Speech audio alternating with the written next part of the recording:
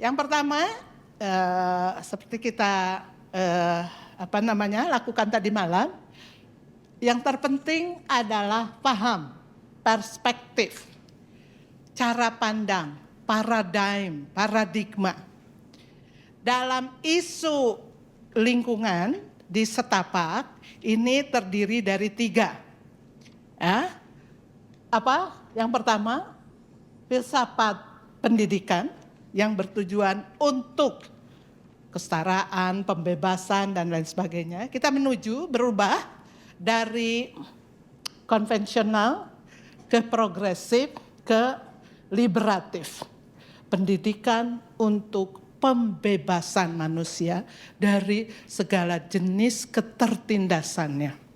Oke, itu tujuan pendidikan kita.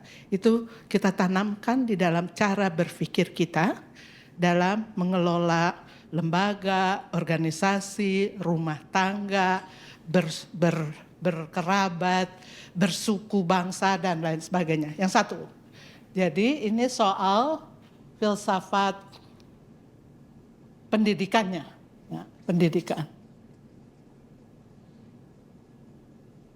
Yang kedua, karena kita membicarakan isu lingkungan, kita mempunyai cara pandang yang akan kita bangun bersama.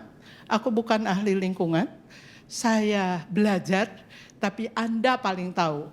Anda yang berpuluh-puluh tahun bekerja dengan isu lingkungan, pasti Anda punya cara pandang soal lingkungan, soal environment, soal ekosistem, soal apapun.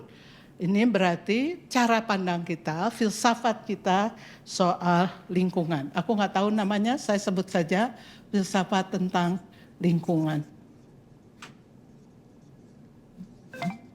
Dan yang ketiga, kita sedang membicarakan soal gender. Ini 3 cara pandang filsafat yang kita bangun. Dan yang di sini kita akan bicarakan soal feminisme, soal isme-isme lain yang akan membungkus pemahaman kita tentang 2 paradigma ini. Atau the other way around, bagaimana ini berpengaruh kepada pembahasan kita soal gender. Itu ya.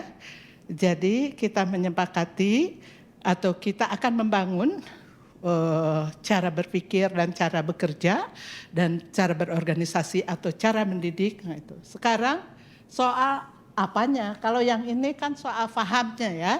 Yang ini pemahaman, paham. Paham tentang apa? Kira gitu ya. Paham itu mempengaruhi kepada tubuhnya. Kita akan membahas tentu saja karena isunya adalah gender, tentu konsep gender bukan? Teman-teman sudah tahu, sudah menggunakannya, tetapi kita menyatukannya, konsep gender.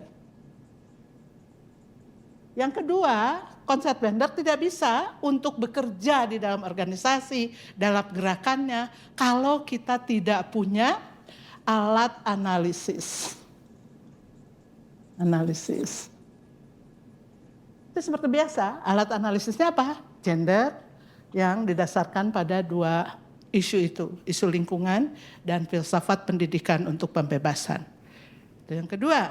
Yang ketiga, alat analisis tidak akan cukup karena kita bergerak menuju perubahan ke arah ini. Karenanya kita harus dari sisi pengetahuan membicarakan soal advokasi. Oke? Yang keempat, ini mandat, karena Anda bekerja untuk isu lingkungan di Setapak, tentu saja kita membicarakan soal prinsip-prinsip kerja di program Setapak. Filsafat tentang lingkungannya, tentang gendernya, dan soal bagaimana akan melakukan pendidikan. Yang terakhir adalah bagaimana pengetahuan kita bergerak menuju ke arah perubahan yang bisa dievaluasi. Karenanya kita akan punya pengetahuan, ini pengetahuan nih, level yang kedua, paham, tahu, yang terkait dengan MEL. Bagaimana memonitornya dan lain sebagainya, ini MEL. Semalam kita bicarakan di sini, kita ada kemampuan gerak, tangan dan kaki, atau yang kita sebut dengan keterampilan, skills. Skill mengorganisir, skill mengadvokasi, skill untuk persuasi dan lain sebagainya, termasuk skill melakukan penyelenggaraan. Jadi ini terampil.